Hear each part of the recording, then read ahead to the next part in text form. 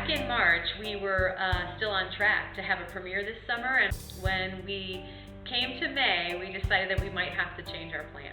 And when we determined that we couldn't really safely put on a show and we couldn't safely have an audience, we sort of shifted what the plan was. So we created the summer studio where this summer we've decided to postpone our premiere and instead focus on a lot of the developmental aspects of writing a musical. We've invited our tappers and we're teaching them to Irish dance. And so our tappers are taking their skills that way and completely transforming their dance abilities and being able to bring a really exciting dimension for our stage next year. One big project that we're tackling is creating a cast recording. So we have our actors, our singer actors that are working on this recording, learning notes and rhythms and lyrics for the very first time. Today was the third vocal rehearsal that we've had, and it was fantastic. We're really starting to see things come together with music.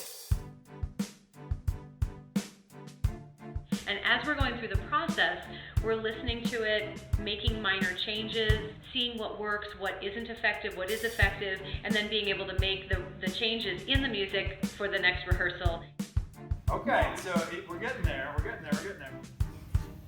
Editing. As it goes. My first impression of McBride's Call is that it's a very unique show where it's not like anything I've really seen or heard before. The music aspect is really amazing, and just like hearing the different harmonies and hearing everybody come together is just super cool. It's been kind of tricky learning it without having heard it before, but it's really cool to see it come together for the first time.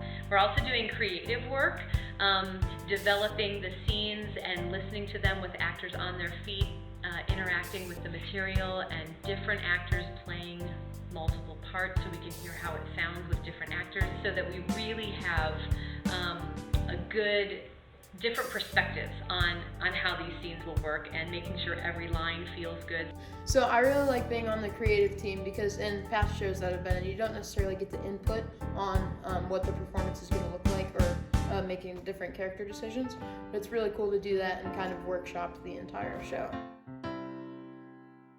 I have loved being a part of the creative team. It's just so just kind of invigorating to kind of meet the different characters and learn their personalities and what makes them tick. It was pretty amazing coming into this process not knowing any of the music or any of the scenes. I'm really excited to look at this show without any preconceived notions of characters, since no one's played these characters before. If you were going to play an iconic role like Elphaba, you've seen Idina Menzel's take, and that's the take you try to follow.